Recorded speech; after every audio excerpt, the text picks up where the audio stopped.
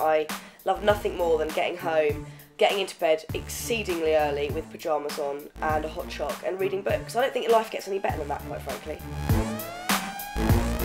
The first book I'd recommend for anyone out there to get, which I think is really aspirational for women, is Eat, Pray, Love. It might be a bit of an obvious one because it's been a big, bestseller and lots of girls have read it on holiday, but it is just your cliche, brilliant, girly book where you do read it and think, I can do anything I want, I can go travelling after reading this, I can change the world, I can meet a new brilliant partner, and it gets, if you're stuck in a rut, I think it's the perfect book for you really. And there's a second book called The Commitment that I've not read yet, and I've just got it, so I'm so excited to read it, and I'm sure it'll be equally as good.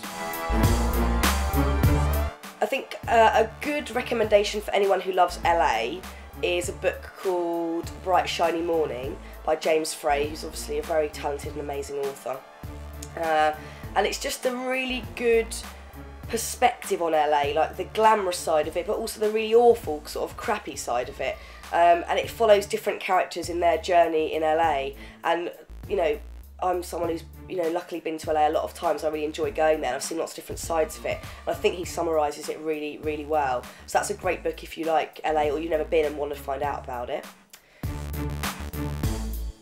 A beautiful book that I'd recommend is one of Melvin Bragg's books called Remember Me. And I'm a massive fan of Melvin's anyway. I think he's done some extraordinary things and written so many books and done a lot for, arts in the TV world and all sorts. And it's just a really exposing book on his behalf because it's, a lot of autobiographical content in there and some really painful things he's experienced. And I really admire him in kind of opening up and saying, talking about things freely that were obviously really traumatic for him and other people around him. So I thought that was a beautifully written book, and I cried a lot in that book, and I don't usually get that emotionally connected to books, so that was definitely a beautiful book.